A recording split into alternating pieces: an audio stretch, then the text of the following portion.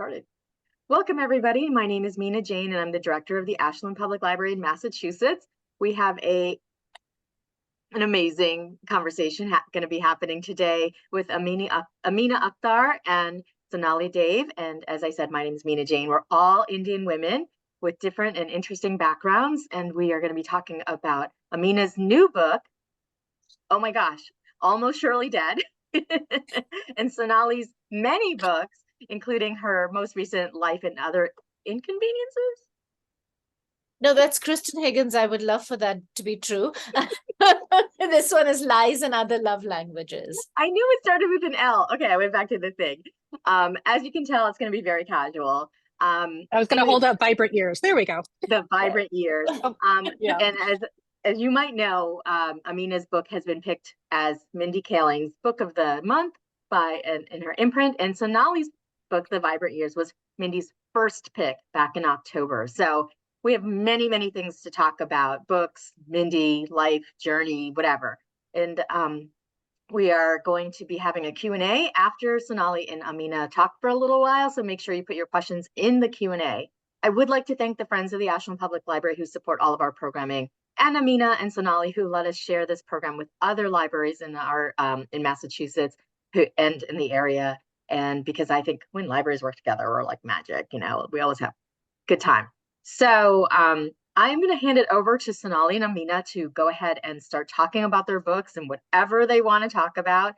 I appreciate you all for being here tonight and for, your amazing, amazing books. So welcome, Amina and Sonali, to the Ashland stage. Thank you for having us. And thank you, Sonali, who's coming to us from India, very, very far away right now. And it's 5 a.m. there. So I'm absolutely in awe of you for doing this. So thank you very much. Yeah, so if I come across as a bumbling idiot, that's the reason I'm named. Not at all. Quite the opposite. So we have two very different books, right? But they're both, and I'm talking about The Vibrant Years. That's the one I was reading because it was the Mindy one. So I thought, let's go with that. Yes. But they both talk about family, and they talk about, family, expectations and cultural demands, and, sort of learning that our parents are human beings and not just our parents in several generations for your book. So I thought that was really a fun, I loved your book. I just loved The Vibrant Years. I love the characters. I kind of really want to hang out with Bindu so badly. I think everyone does. that yes. is right. That's the single thing people say about that. But I thank you very much, and that's incredibly sweet. But likewise, I think in terms of books I've read in the past few years, this was one of the best openers. It was. I was breathless. So it is a ride. Oh, thank you. Breathless ride. And I absolutely loved it. And I'm really looking forward to talking to you about it. And about exactly that, right? Because I think also so much of both our books are about not just expectations, but specifically expectations on women. And, and I kind of almost don't like to say that expectations on South Asian or Desi women, right? Because it's just more visible in our culture, but it isn't, it is in no way unique, to the culture. No, it's not. But I do think that there are almost more expectations. And I mean, this is me coming from, being born and raised in America. The expectations that were on us set us apart completely from our American friends. So, there are things that that I think Americans wouldn't think about, or the Western audience might not think about, which, even small things like greeting your parents and, helping your mom and making chai and doing all these things that we learned to do as children because that's how we were taught. But then you have to, in my case, the main character, Dunya, is estranged from her family. And because she's estranged, she's also very estranged from her culture. And that was because I always am a bad Desi. I'm like, I love that. Like I speak Urdu and some Hindi, but like my accent is so terribly American that my dad laughs at me every time I try. And it's like, please stop laughing.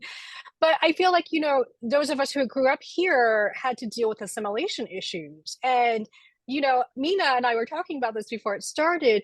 In the 60s and 70s, when, our parents came over here, we were the first generation of kids born to them or brought with them. There was basically the whole 1970s where the Desi kids, we were some of the first Desi kids people ever met.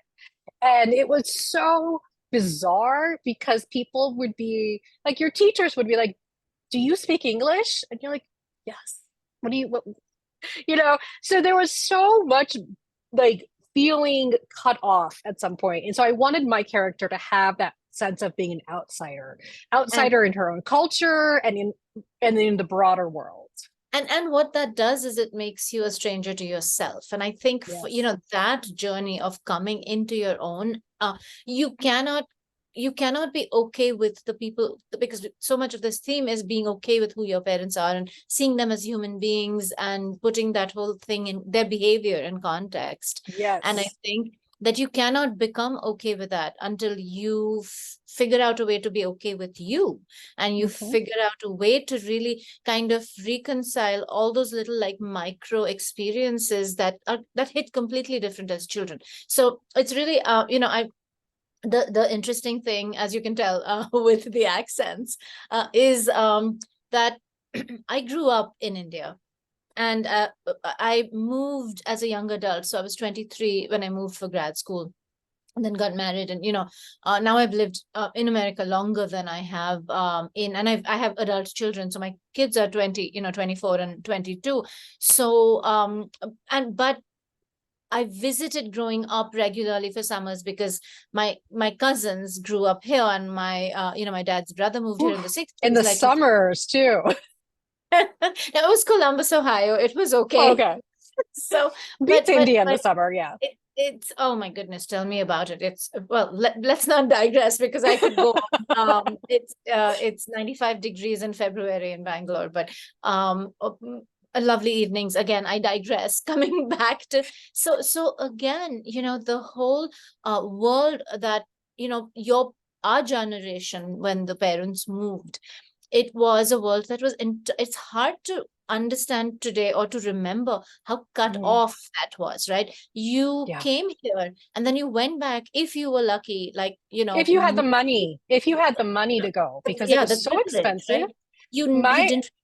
My mother, this is pre-internet, like now. Even when we moved, calls were $1.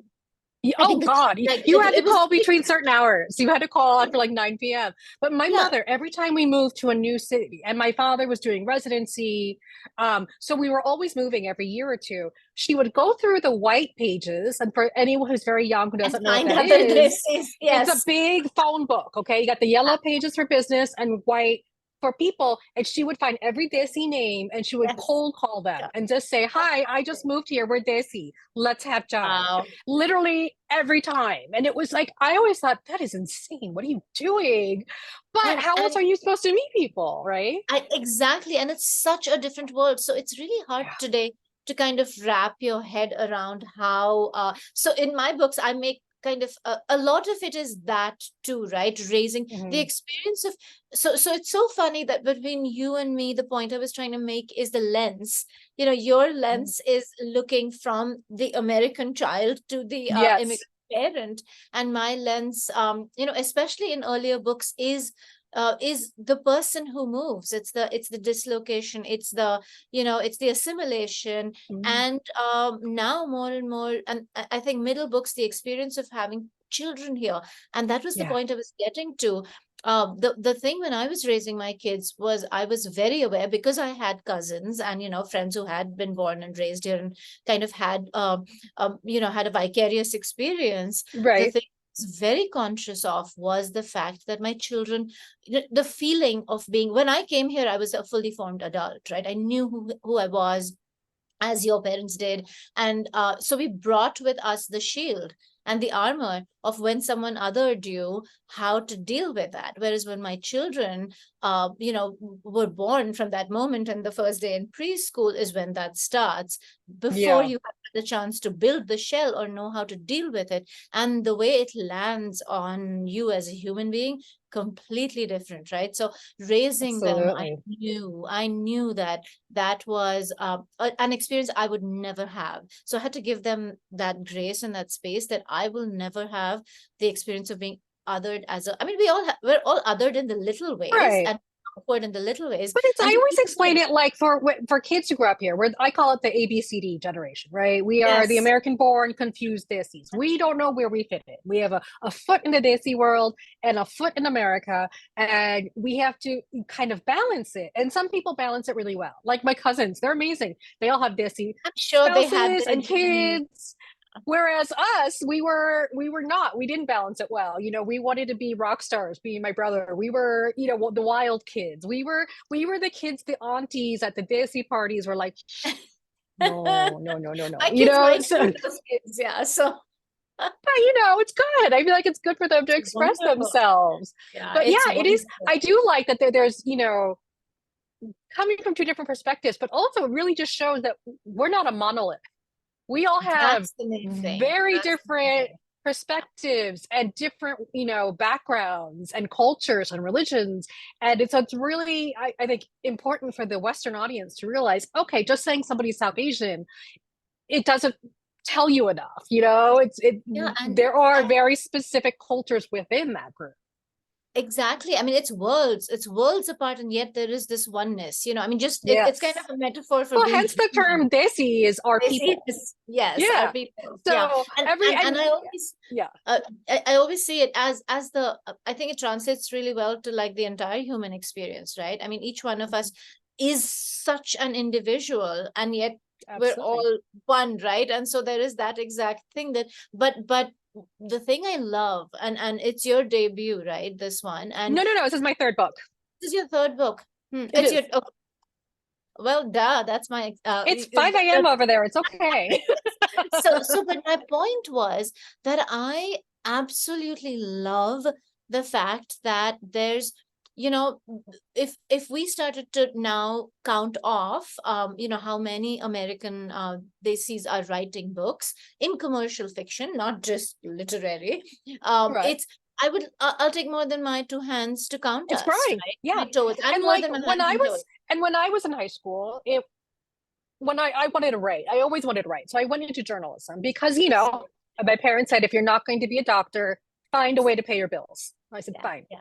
So I got into journalism and I got into the fashion world and did a bunch of stuff, but it never occurred to me to write fiction because that wasn't something we did. That was something the white children, with wealthy parents would do, who went to MFAs, And if we did it, we were told there is no space for it. Like literally, right? There's no audience. Yeah, it's been 10 years. It's been 10 years this year since my first book came out.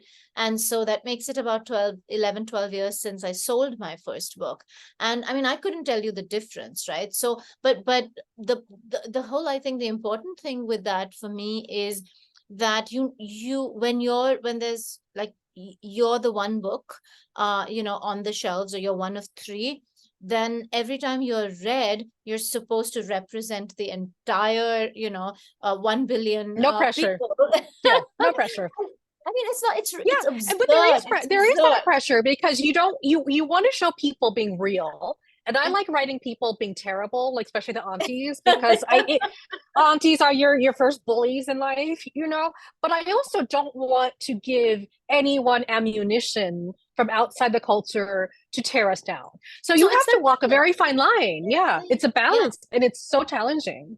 It's so, I mean, to segue then into the book, right? Dunya, I thought was and so here, like, that's the thing, right? We're writing every Desi girl or every woman, but you're writing a woman who has very unique and individual challenges, right? That's kind of the heart of it. You're not writing the woman, you're writing a woman, right?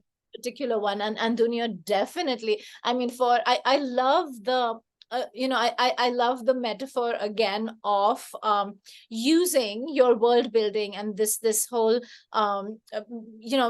jinns and the magical or the fantasy part of the book to really amplify the. I thought that was brilliant because what is the reason she doesn't fit? And for all of us, these stories are about how we don't fit and how we learn to fit. Like that's every arc, right? And to have that physical, tangible device of the world for why she doesn't fit, it was so delicious to me. So talk a little bit about that. We'll talk about the basic premise. So if anyone who doesn't know what this book is about is first chapter, Dunya Ahmed, she's a very average person. And I say that because my previous books are always set in the fashion or beauty or the wellness world. She's a pharmacist in New York. Doesn't really have much of a life. Okay. Her mom has just died. Her engagement has just ended with a man, and she almost gets pushed in front of the subway. So she's in grief. She's kind of trying to figure out why someone tried to kill her.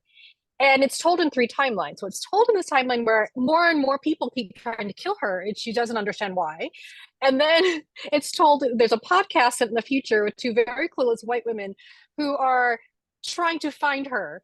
And that's a really more commentary on true crime and how it's become entertainment as opposed to, helping people.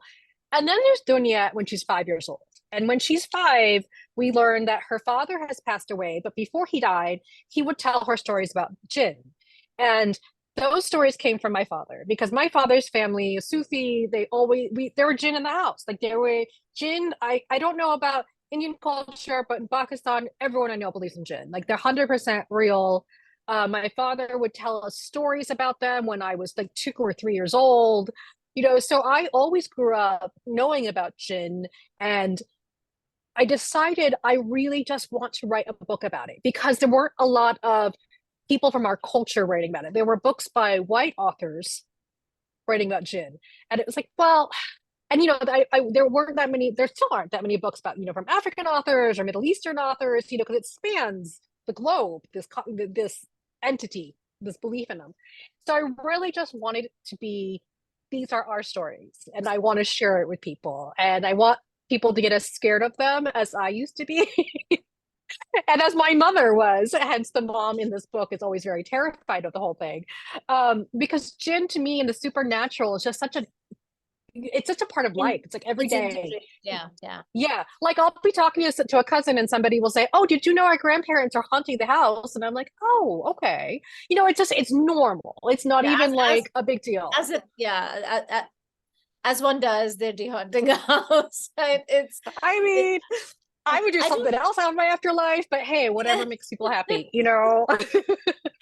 I love it. And I think that, the really unique thing about the India I grew up in was, or at least I can't speak for all of India, but the bubble that I grew up in was very cosmopolitan and integrated. And you were continuously kind of, in and out of people's homes for Eid and Diwali and Christmas. And, my best friend is Goan Catholic, and went to midnight mass with her family and did iftar and henna for Muslim friends for Eid and things like that. And having said that, I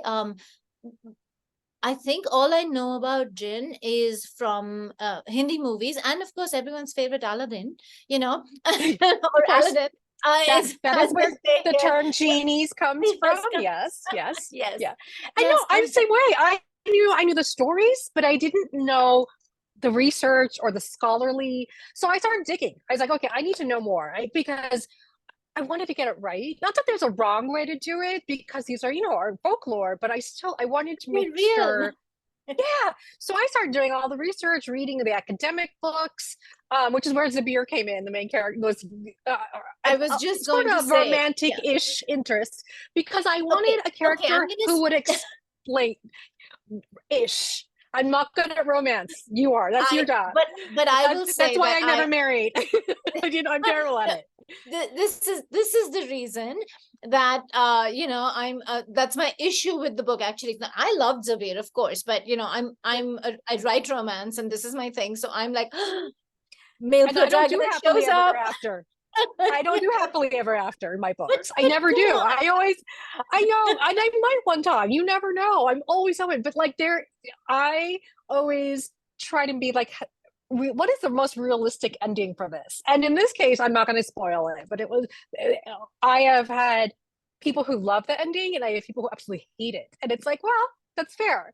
But it was what made sense to me at the time. But Zabir came in as this character to explain to the Western audience what a djinn is and to answer questions, because the main character, she has no idea. She knows her dad's stories. She thinks they're just tales. But then you start to realize, wait a minute. 5-year-old her was doing things that she shouldn't have been able to do. This is getting weird, right? So the whole time, she's basically, and she's also a very unreliable narrator at the same time. And she doesn't mean to be, but she's only seeing things through her lens and not through the broader lens of like her family and her parents. So she's very, as a 5-year-old does, right? And yes. I think that I think for me that moment, but even as an adult, she was. But that's what happens, right? There's blueprints, right, of our childhood. But I think that moment in which I'm like, oh my God, these people in her life aren't real. No spoilers, but no spoilers. The moment of I see dead people, and I was like, is that where she? So the unreliability was really well done, because I was like, thank you. Is that where we're going? Like, is this is this I see dead people? Like, what is happening? It's a little horror. It's a little supernatural, scary. Yes, it's right, exactly. And like through the whole thing, so it's such a page turner, because through the whole thing, I am like, what is happening? Which is, which brings us to genre. And I have to also, I think, so for those of you who haven't read it, the first scene is literally her in a chokehold with someone trying to push her in front of a train. And I was like, oh my gosh. So, I had author envy for first pages. I was just like, oh my gosh. Because, I mean, after that, it's just, and the way that ends up, you're just like, what just happened? And from that moment on, it just goes on where there's more and the main character is also saying, what just happened? What just happened? And she basically starts to unravel, because she doesn't understand what's going on. She doesn't know who to trust. Everyone seems suspicious to her and to the reader, and we have to kind of figure out what's happening. But one of the things that I loved about Vibrant Year was Bindu. Bindu is obviously the most glamorous grandmother to ever be created. But it's the kind of grandmother we are going to be, or I'm going to be. You're going to be, and I'll be that cool aunt. I'm going to be the cool old aunt. Yeah. Yes. And when she walks into that, the older people condos or community, and the racism she gets dealt right away, I was like, and I just loved her reaction, where she was like, all right, fine, just for that, I'm going to make you miserable. I'm going to be here, and you're going to see me every day. Like I loved how she handled that aggression towards her, because I always grew up with parents who wouldn't talk about racism. They would just be like, keep your head down, don't rock the boat, let's not get attention, we don't want to draw attention to ourselves. And that to me was like, yeah, I do. So I would call it out. But so I really loved that she did that.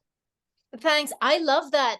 You notice that, and it's always so interesting, right? Like what piece resonates. And I think for me, that exact piece of a certain generation, and I would say even when I first came to this country, because the narrative is so much you're overreacting.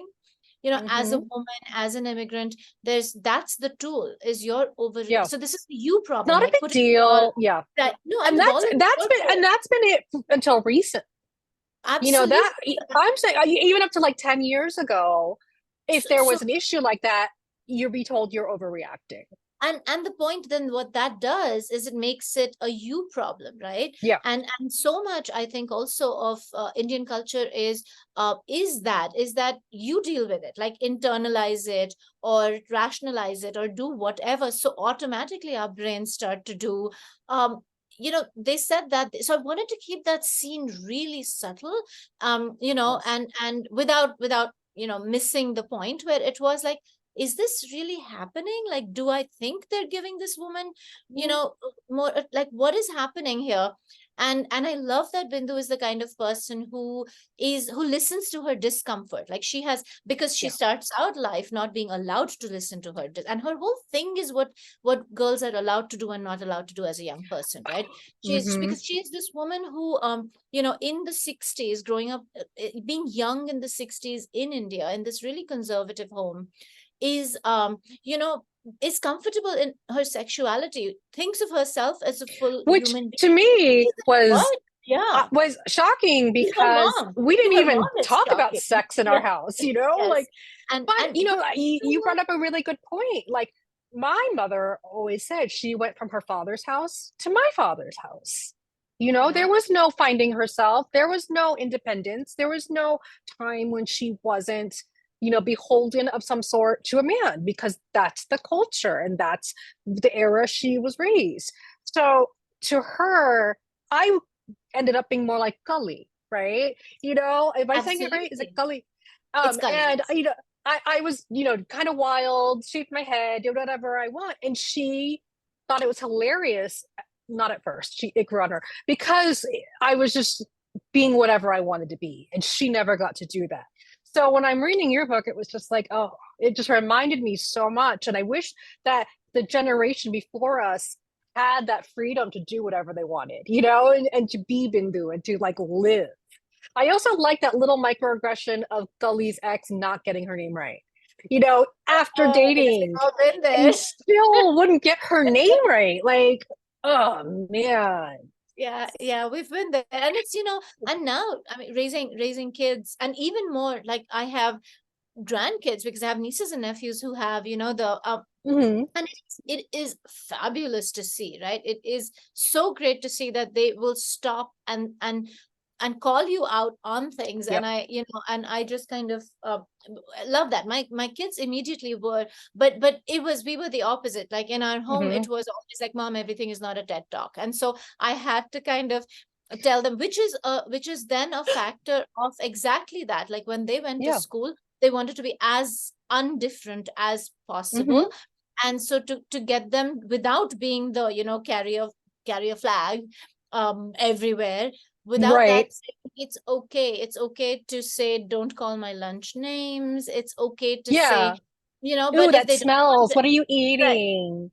Right. Yeah, or when you would have Mindy on your hands, and so I'm at a wedding, and and you go to school, and people would say, "Is that magic marker? What's wrong with you?" And you're like, "No, that's not big." And this is it's because it is 5:30 in India, and I'm it's this is a little personal, but I will tell you that the moment, because I used to also, there's this whole kind of assimilation appropriation debate that happens between generations. When you come in as an immigrant, you're trying to find, without losing you're doing the assimilation dance, and so you think of it as acceptance, right? When anytime, and so I did the whole thing where I took Indian food to my kids' schools, did like presentations on Diwali, like that whole thing happened. And so we were, so anytime anyone knew, when I first came to this country and I said I'm from India, there was a lot of people who had no idea what I was talking. It's impossible. Like, you can't wrap your head around that, right? Like, when your parents came, like my mother came in 1990. Well, my father's here in the 60s. And oh my goodness. He got here in the 60s, and he was in Montana, of all places. And I was like, ow. But so he married my mom. He went back to Pakistan, and literally a week later, he fell in love with my mom, love at first sight. And she was 28, so she was too old to marry. She was a spinster there. And she thought, I have nothing better to do. I might as well marry this man. And like a week later, she's on a plane back to the US. And I was just thinking, didn't you think he might murder you? Like, I don't I could not, like, the bravery and the courage to get on that plane, to me, is incredible. And I don't think that we even talk about how terrifying that must have been for people, you You know, know? I met and married my husband in 7 days, and it was not the generation, like that's not a single other cousin or friend even had an arranged marriage. So it was very much like, have you lost your mind? Like, what is happening? But having said that, I will say, and I again was raised very, it's a whole you know, it's Mumbai, it's very urban, Yeah. it's a very, very kind of you know, More urban. cosmopolitan. Right, Yeah. right. More So worldly. Yeah. very, very, very progressive family and all of that. I had different reasons, but today, 28 years into my marriage, I will, you know, and back then that was the, oh my gosh, you know, like the courage. But really, and we've been talking about it a lot here because I'm with my sister and our lives have now, you know, we have hindsight, the clarity of hindsight. Yes. And I think about this a lot because it's more conditioning than courage. The things we were taught about when, you know, I mean, and every person I know, we were also raised to have a career, you know. Yes. My parents were like, not, are you going to college, but more, what are you going to be, right? And Yes. and having said that, you also, there was no But question did that they you give were you going to marry. options, or was it, are you going to be a doctor or an engineer or a My lawyer? parents were, I also Oh, think in the India, this is, Pakistanis tend to have the three. That's it. that's, but it is true. It is true in Yeah. India too. And but what I'm saying is that it kind of is less in India than it is India, like less in India than Than Indians here. here. Yeah. Yes. We, I because think we get also stuck. it's like my mother grew up in Gujranwala, which was at the time a smaller village in Pakistan, because during partition, her and my father had to leave India and they went to Pakistan. So she grew up in a smaller village, and though she went to university and everything else, moving to the US to her was such a shock. She would tell me that the just going to the grocery store and having men just being polite and saying good morning, she was scandalized. She was like, these men are speaking to me. Oh my goodness. So just that experience to me was always been such an eye-opener, because like I came out, the world was like ready to go, and like, you know, yes, let them stare at me, I don't even care. And my mom was the complete opposite, you know. Yeah, and today, you know, having a 22-year-old daughter, whole different kind of processing and reaction to that entire thing. And I know Mina has showed up again, and we've you know, but all of this is incredibly I think relevant to our books, although we haven't, you know, Absolutely. really gotten to, because that's exactly what's in the books, right? So Yeah. it's this is And what we're trying basically it's navigating our Yeah. families and our cultures in America, and like trying to figure out what's important and ignoring the noise that isn't. Yeah. It's Yeah, challenging. and I think the last thing that we said before we give, you know, let Mina speak, was exactly that, right? Figuring out if getting on that plane is courage or conditioning. And it doesn't Or have to be one both. or the It could be other. both. Yeah. It doesn't have to be one or the other, but what is the dynamic between those two things, right? And Yeah. what does that say about the world? So oh my gosh, I could listen to you guys all day long. But I do want to give people the chance to ask you questions, and I have a couple as well. But I want to go back to something, Sonali, you had said a couple minutes ago. You started saying it's 5:30 in the morning, and because of that, I'm going to say this very personal thing. And I don't think you got to it because I was like, what is it? yeah, I will finish that story. This is my husband's life, as he will tell you if he was here. Is Sonali changing topics and forgetting what she was saying and ending up on topic 10. But and it's my right. I will change topics in the middle of a conversation. That's right. But I think it was that moment when I realized what the ado about appropriation was, because to a lot, like I today I really get it, but I was like, oh, what, isn't this our struggle to be accepted? And so here was the thing. We had, you know, my kitchen, that you know, that moment when it's my to kind of 13, 14, like my two teenagers, nieces, nephews, like the kids. And of course, I love doing that, right? Like talking to them is great fodder for books, for one, because, I'm writing people also who are born here. So I'm like, yeah, soak it up, right? The leech vampire writer thing.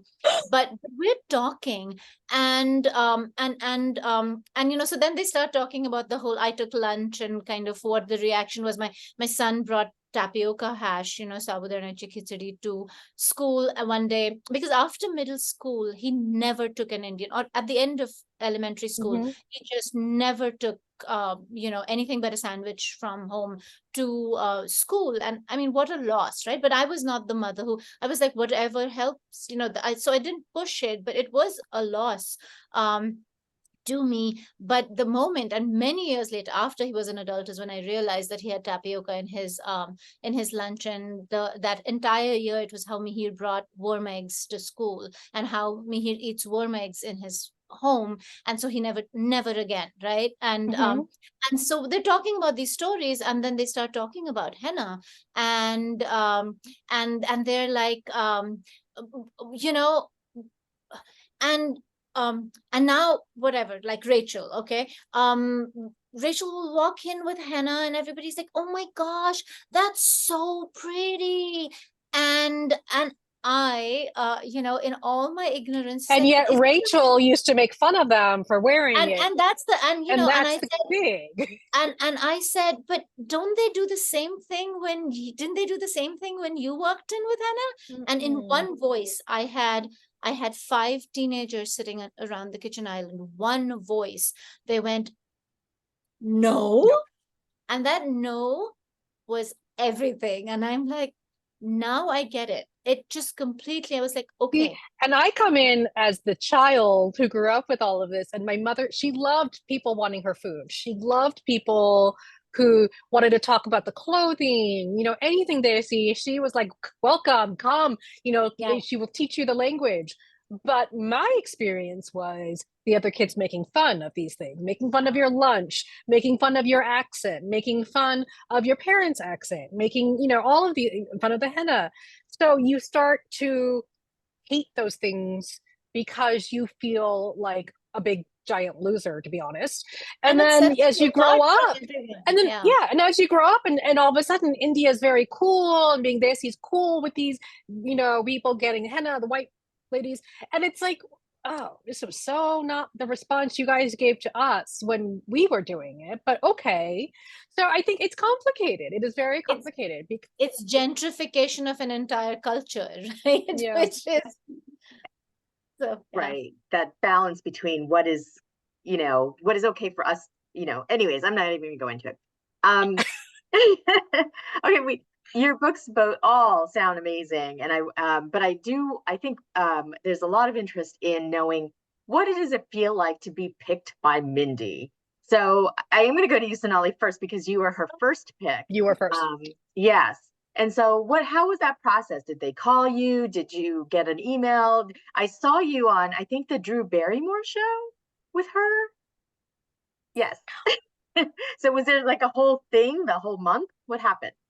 Oh my goodness. So it's, I mean, obviously, so there's so many things here, right? For me personally, Mindy as a writer, the first thing she's a writer. Like, she's an utterly brilliant writer, right? And then of course she has somehow managed to wrangle the beast and put some cracks in the ceiling. But really, it's the writing talent, like The Office, the Late Show, like all of, like everything she writes, Sex Life of College Girls, all of that is just so brilliant. And even the Mindy Project, and the humor kind of is so human and about human discomfort, which really speaks to me, right? She's not walking away from how absurd it is that the ways that we feel. And so all of that. So I had always actually really studied her writing and her humor, especially when I was writing The Vibrant Years, because we were coming out of the pandemic, and I was like, I comedy helped me survive, I'm going to write a book that makes people laugh. Like that was my thing when I started to write The Vibrant Years. And so how do other people do it, right? So I watched a lot of comedic writing and read about it, and I was actually looking at how she does it. So come right there. So when I wrote the book, I wasn't writing it for her. These two things happened in parallel, where she was starting an imprint, and this book was, was there and ready. And the fact that she was a part of its history is just, but all. So to me, to get the call, and it literally was the call. It was my editor, and I still make fun of her for it, sent me an email on a Thursday saying, I have really big news, and let's talk on Monday. And I was like, why did they do that? What are you talking about? And funnily enough, that weekend I was going to go to Champagne and go to a Hassan Minhaj contest. So this is like, I mean, a Hassan Minhaj show. So this whole thing is very, badass, funny, desi, relevant. But that was so I waited that entire weekend, and then of course I was the only time in my life I was ever speechless was over that call, like speechless, not a word, right? Because and I'll hand it over to Amina, but I think the importance of having a celebrity or an influencer in breaking out books, because obviously 10 books in, 10 books published. Especially if you're a woman of color. It makes that's what I'm saying for huge difference. People, for not white books, because this is obviously not, this is across the board. 10 years later, with 10 books, sales doesn't, the entire the brick wall is real. And it was almost really funny for me, because 10 years after my first, my Bollywood affair was on shelves, I think there's a contemporary romance.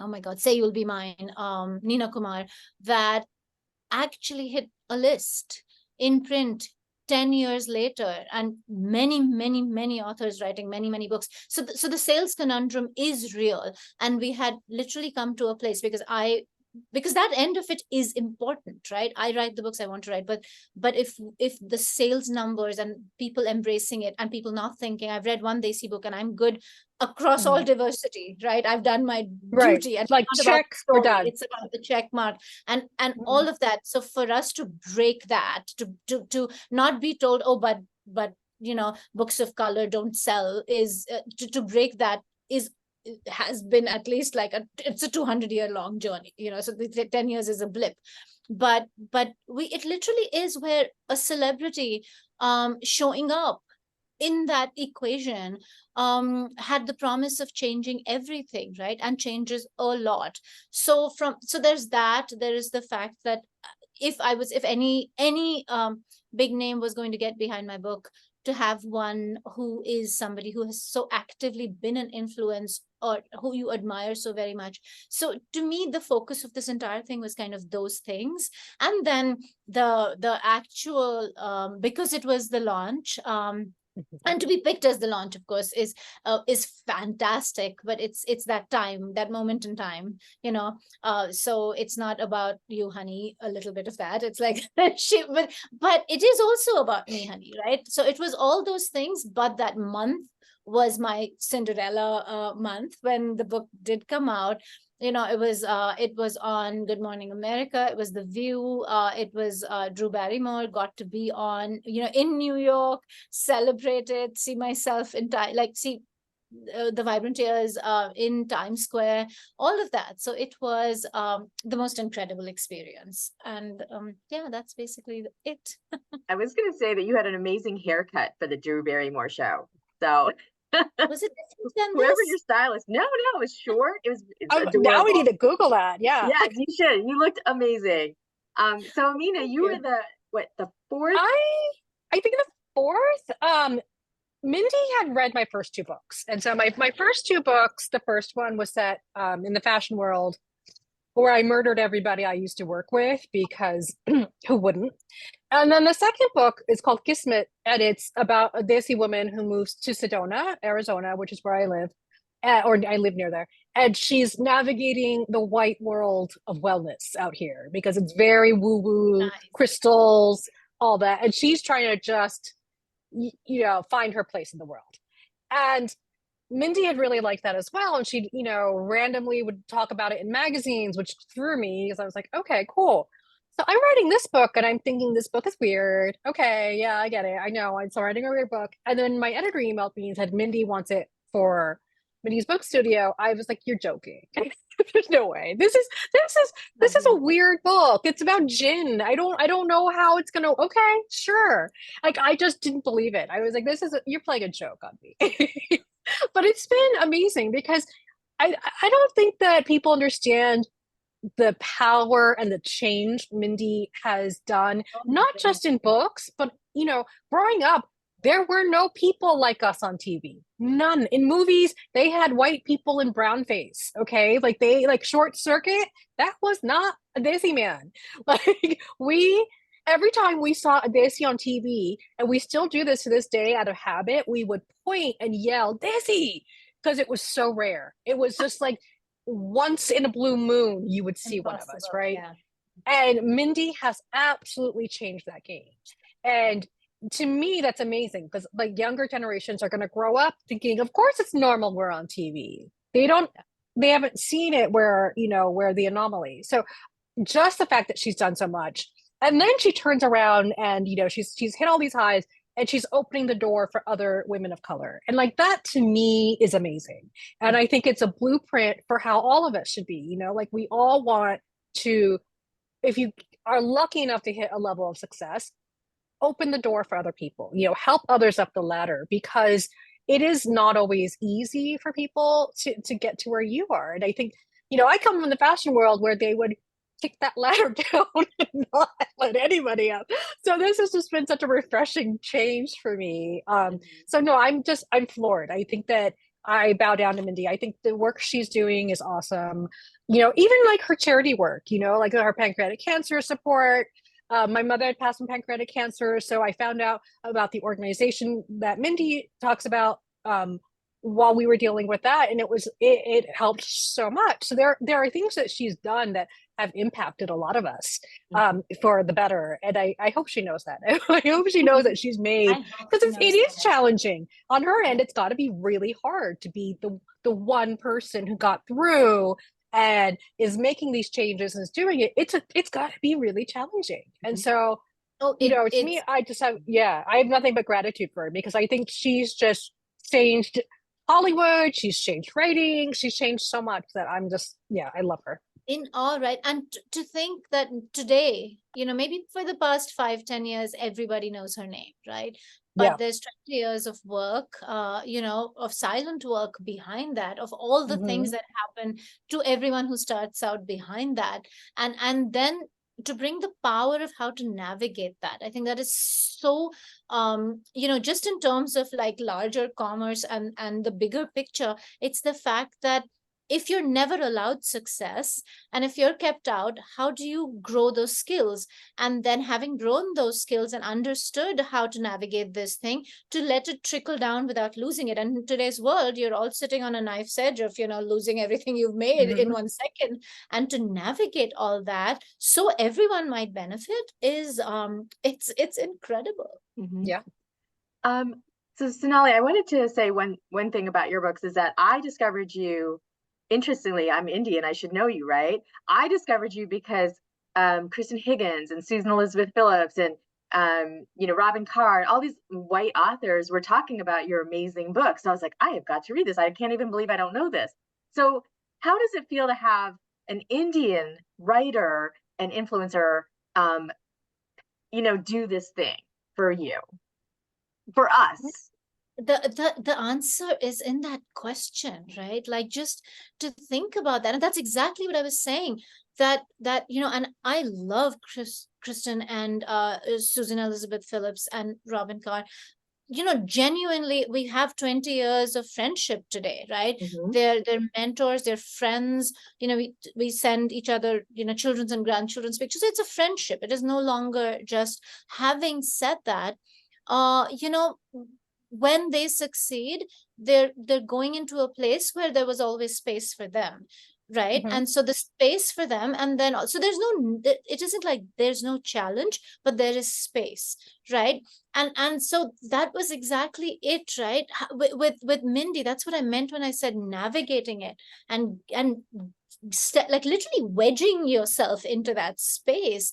And there is no one like who's going to. So I think one of the things that I try to do is every single South Asian book that I am sent to Blurb, I will read, because it is such a joy that I'm being sent these books, right? The idea of in this little space. I think when we started out, there was Alicia, Suleika, myself, really, and Bollywood Affair was the first trade, like almost in that contemporary romance, and they refused to sell it as contemporary romance or rom-com. They kept trying to sell it as women's fiction, because of course that's I mean because so that in the space in commercial media, which is what Mindy has done, they've been there was some space, there was a little wedge of space in in art, which is essentially poverty porn and pain porn for brown people. There was space for that, but brown people falling in love, having fun, murdering, getting pushed in front of trains, that stuff, it was unheard of. And so to actually now have other brown women who can do this is is nothing short of miraculous. It's a paradigm shift completely.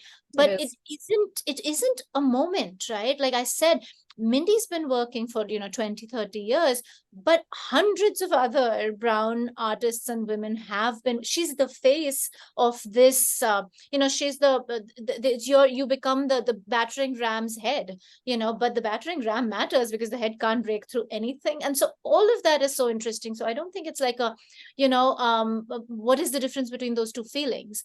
I, as someone who's trying to succeed here and have my stories heard and read, I am only interested in getting them in people's hands, right? Like, just read our damn books and just read my book, right? That's it.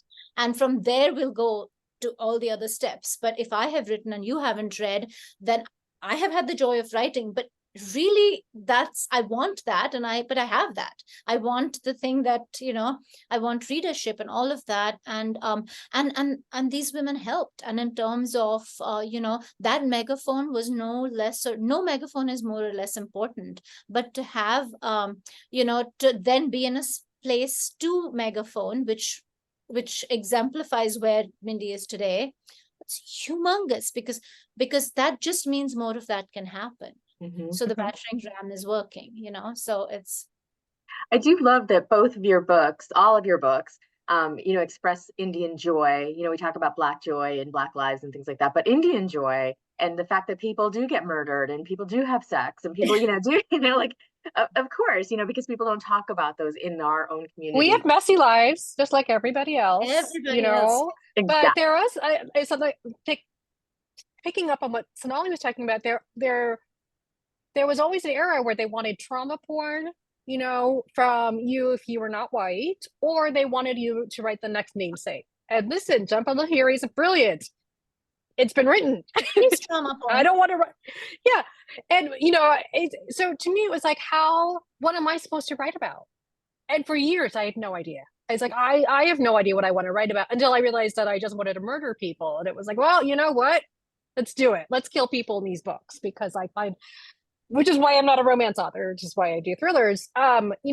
I wanted to... Which is why I'm happy I'm meeting you across the stream today. I get all of it out in the books. I don't do, trust me, even my father. So I live with my father, and he's 91. And every time he reads my books, he's my #1 fan, but he'll be like, "You're a little diabolical." I was like, yeah, I think I am. Thanks, Dad. And I don't think it was a compliment, or he didn't mean it that way, but I took it as it. I was like, yeah, I totally am.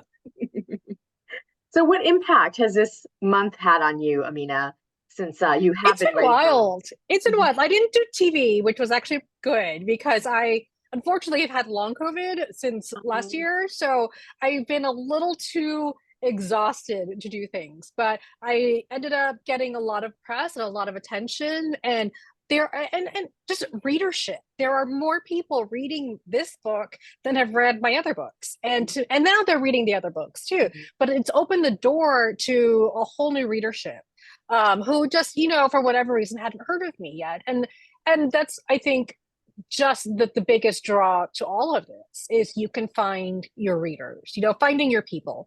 And whatever culture they come from, it doesn't matter to me if they enjoy the books and they read it and they're willing to read cultures that are different from them, and learn something from it while also being very entertained by the antics that we write. So that in itself has just been fun. Like, I've had so many people message me, and I'm one of those weirdos who will actually write back to you guys. So if you email me or message me, I'm totally writing back to you. Who will say, "Oh, I hadn't read a book in years and I picked yours up and now I want to read more." And that to me is amazing because I love reading. And look, life gets in the way. We all get busy. It's been a crazy few years. Totally understandable that somebody doesn't have time to read a book. But the fact that my books are the ones that are getting them back into the joy of reading, it's like, oh, that's everything. I love that. I like that you had mentioned about people seeing into the Indian culture in different aspects of it through your books, both of you. But I find your books so amazing because I see myself in them, which, for so many years I didn't. And so I appreciate it because I'm like, oh my gosh, I did that. I had pakoras for breakfast. So I just adore that. So we're just about out of time. But Risham asks, do you have any advice for new debut Indian writers? How do you get a start? What would you tell your younger self if you could? Because this is such an important question, I think, especially for Indian authors coming out the gate. So, Sonali, I'm going to start with you. Oh, go ahead, Amina. Okay. I would just say one of the things that I've learned, I had years in the fashion industry writing, and I had editors who'd be like, "Oh, you're a terrible writer," so you're like, "Fine, thanks. I hate you too, British boss." Your dad in your book. I did kill him in the first book. It was great. Don't doubt yourself.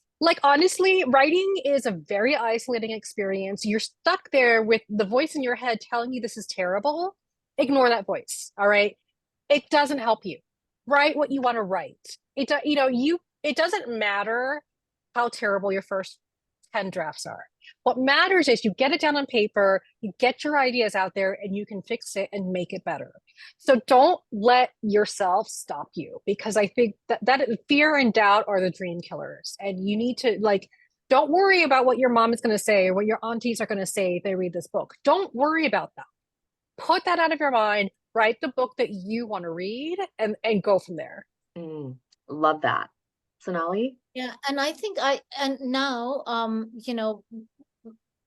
this much this far along into the game, I think the one thing that you're going to have to reach into again and again is there's a reason why you do this. You do this because you absolutely love the sound of your own voice on the page. And nobody writes if they think, oh, this sucks. I mean, of course, we all think this sucks, but there are two different levels in your head, right? You essentially put thoughts down because you think you do it beautifully. And most of us, when we do it for the first time, do not do it beautifully, but that's irrelevant, right? The point is that you started to do this, you hung in there, and you want to do this because you really love doing it. And I think that's really, really important, because nobody's career, well, there's one or two people, is this all the time, right? You're going to have this kind of happening, and in all those spots you're going to have to remember why you write. And so, and remember the love you have for it, because if you don't do that, then you're not going to truly believe you deserve to be here. The one thing that you cannot make me doubt is that I freaking deserve to be here, right? Now, of the 100 people who read my books, 80 could hate them. But the point is that I love them. I love to write them. I want to read them. And I love myself more than I love anyone else. So if I'm giving you a book I love, that means I love you, right? So I think it's really important to remember that, is to remember to write the book you want to write. Do not believe anything anyone tells you about. I mean, there is commerce, and but it's in its place. It always changes, right? It takes one book to change it. If you're writing a book, and it takes one person saying yes to you to get that book one person, out there. exactly. Yeah, It's one person. you know, and so that's the thing, the journey, that work, that I deserve to be here, that this is a gift I'm giving you in a very humble way, but this is a gift I'm giving you. I'm putting my heart on a page, I'm handing it to you, and so I deserve to do that. It's that simple. And 90% of the time, and everybody will tell you in the most micro ways, because that's what the world does, tell you that you don't deserve it. Why are you so special? There's no space for you.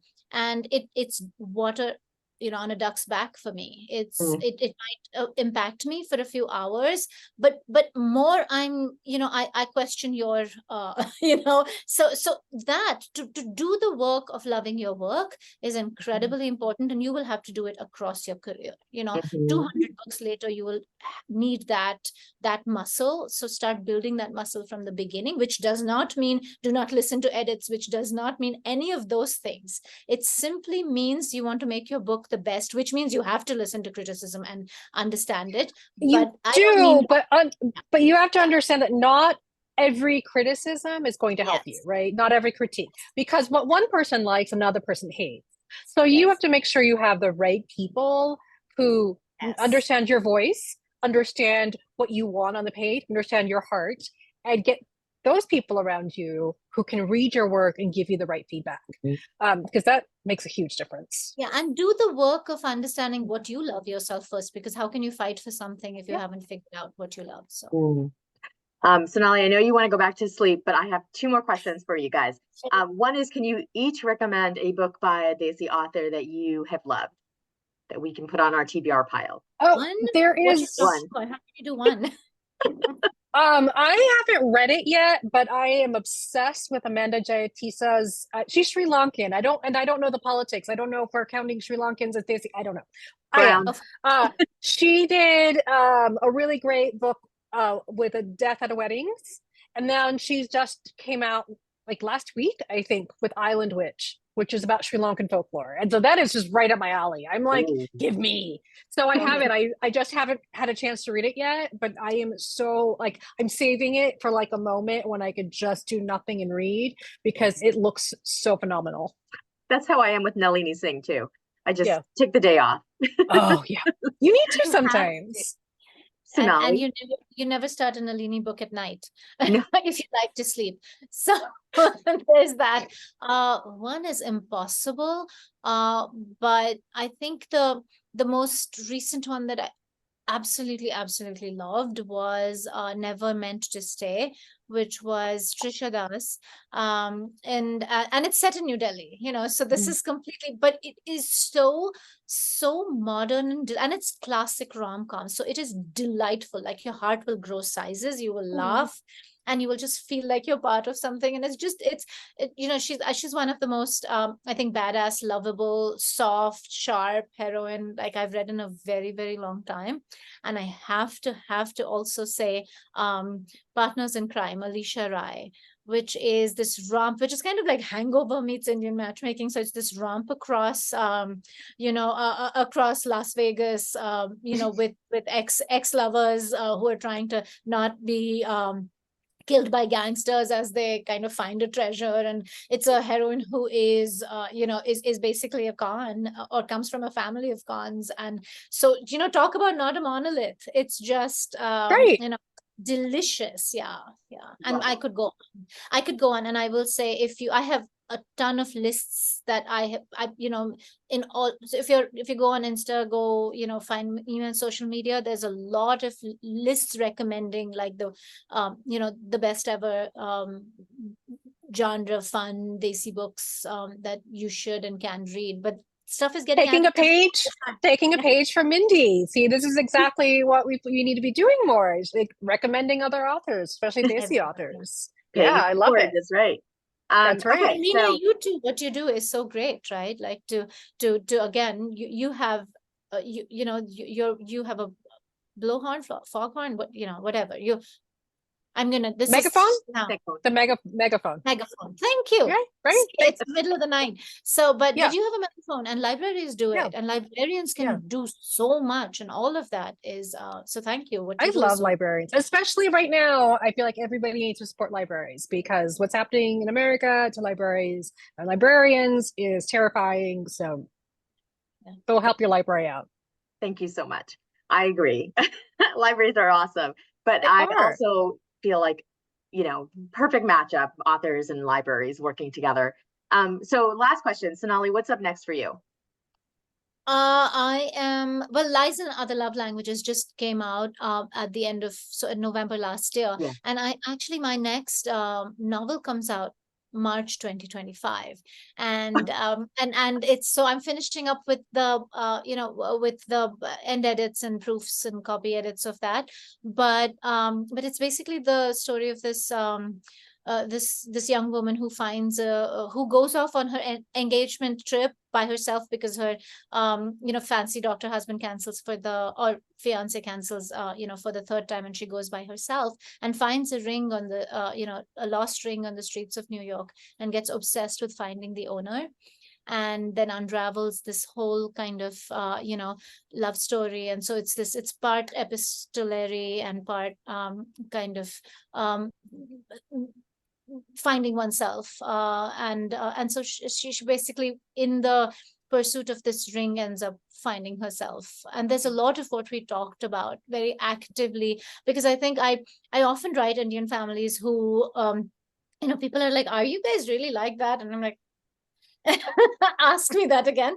But there is this whole spectrum and not monolith thing, and she has actually struggled with that whole forced to be only one thing, and there's a lot of that going on in there. Oh my gosh, I don't know, I can't wait until the March 20th 2025. I'll be looking on NetGalley for that. you can have it earlier. Librarian privilege. Yes. Amina, I know that this just came out. Oh, I'm already working on the next one. I am working on, it's sort of like Indian Matchmaker, but with a lot of murder. Because that's what I do. Where it's this unmarried 45-year-old, like I wanted her to be a little older, who is grown up in the US, and someone back in her family's town in Texas is murdering grooms or grooms to be for shadis. And it goes back to her realizing in the 90s there was another set of murders that included her cousin who had only killed women. And the police at the time wrote it off as honor killings because that was the buzzword in the 90s, with Time and Newsweek, and everybody was like, oh, honor killings. So the police had never investigated it. So she goes back home to try to figure out if these are linked and to basically solve the murders. But she's also the outcast, because I always like to write my outcasts. She was the goth kid in the 90s. So it's partially set in the 90s, and she'll be ridiculous and listening to Joy Division and all that fun stuff in her combat boots and fighting with her parents. And then you see her when she's older, and she's trying to, make sense of everything and really catch a killer. Oh my gosh, that sounds amazing. Yeah. And so one more thing though, just back to what we're talking about advice, and Sonali's talking about edits and proof and everything. Whatever you're writing, you have to love it, because you're going to read it, no joke, 500 times. Okay, so if you hate your writing, that's going to be a problem. So love your writing, because Sonali's in her edits, you read it over and over and over again until you go crazy. That's right. And then you still miss a typo or two. Oh, all the time. Okay, thank you so much. This has been just so much fun. I appreciate all the questions. And Sonali, coming in from India, I really, really appreciate your time. Thank Amina, you. Your book is just wonderful, and I cannot wait to read more from both of you. Thank you so much. And thank you. Great meeting Sonali, you. have fun at the wedding. And thank you. Thank you for coming in. I appreciate you so much. Yeah. Thank you, everyone. Good night, everybody. Good morning, Sonali. And good morning. No. I'm going back to sleep. Go back to sleep. All right. Good night. Bye.